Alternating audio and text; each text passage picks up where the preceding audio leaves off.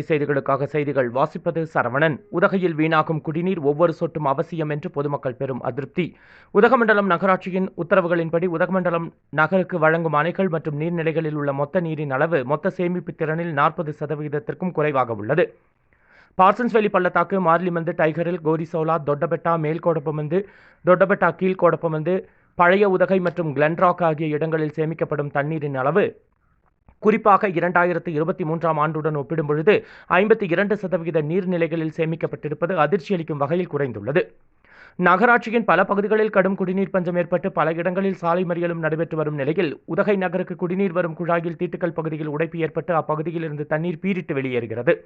பிரதான சாலையில் லட்சக்கணக்கான லிட்டர் குடிநீர் யாருக்கும் பயனின்றி சென்று கழிவுநீர் கால்வாயில் கலக்கும் நிலை உள்ளது. இப்படி லட்சக்கணக்கான லிட்டர் குடிநீர் வீணாக செல்லும் நிலையில் அதிகாரிகள் எந்தவித நடவடிக்கையும் எடுக்காமல் இருப்பது மக்களை மிகுந்த வேதனைக்கு உள்ளாக்கியுள்ளது. எனவே அதிகாரிகள் குழாய் உடைப்பை விரைந்து சரி செய்து மக்களுக்கு சரியான அளவில் குடிநீர் கிடைக்க நடவடிக்கை எடுக்க வேண்டும் என்று பொதுமக்கள் பெரும் அதிருப்தியுடன் கோரிக்கை விடுத்துள்ளனர். கோவை நீலகிரி செய்திகளுக்காக எமது சிறப்பு செய்தி ஆசிரியர் தமிழ் வெங்கடேசன்.